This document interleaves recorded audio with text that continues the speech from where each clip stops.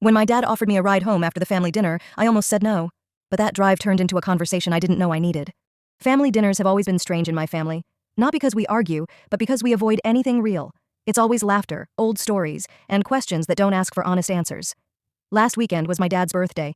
He insisted on hosting, said cooking for everyone made him feel useful.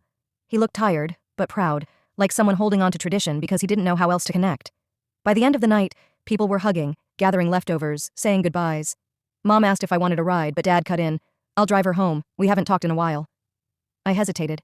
Our relationship had become polite. Not bad, just distant. But something in his voice felt different, so I said yes. The car smelled faintly of coffee and aftershave. The radio was low, playing something familiar. For a while it was just small talk, work, my apartment, traffic. Then out of nowhere he said, "You don't call much anymore." I said, "You don't either." He smiled, but it didn't reach his eyes. "You're right. I never was good at keeping in touch, even when you were just down the hall." That landed heavier than I expected, because it was true. He was always around physically, but his mind was somewhere else.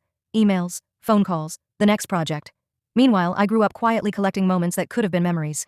He took a breath and said, "I know I wasn't the easiest dad to talk to."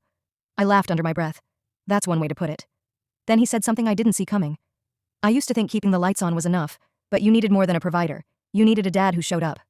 I looked out the window, trying not to cry. It's hard to miss something you never really had. He nodded slowly. "I know. That's on me. I thought I had time to figure it out. Then one day, you stopped needing me." The car got quiet again, just the sound of the road filling the space between us. Then I said, "I didn't stop needing you. I just stopped expecting you." That broke something in him. I could see it in his hands gripping the steering wheel, in the way he exhaled like he'd been holding his breath for years. We sat at a red light, both pretending not to wipe our eyes. Finally, he said, "I don't know how to make up for it, but I want to start trying if you'll let me." I looked at him, older, softer, and somehow smaller than I remembered. And I said, "You just did." He nodded, turned back to the road, and said quietly, "Then maybe this time, we won't wait for birthdays to talk." When we pulled up to my place, he didn't let me reach for the door right away. He just said, "Thanks for saying yes to the ride." I smiled. "Thanks for driving." He laughed. "You know, I think I'll call next Sunday, just to check in." And this time, I actually wanted him to.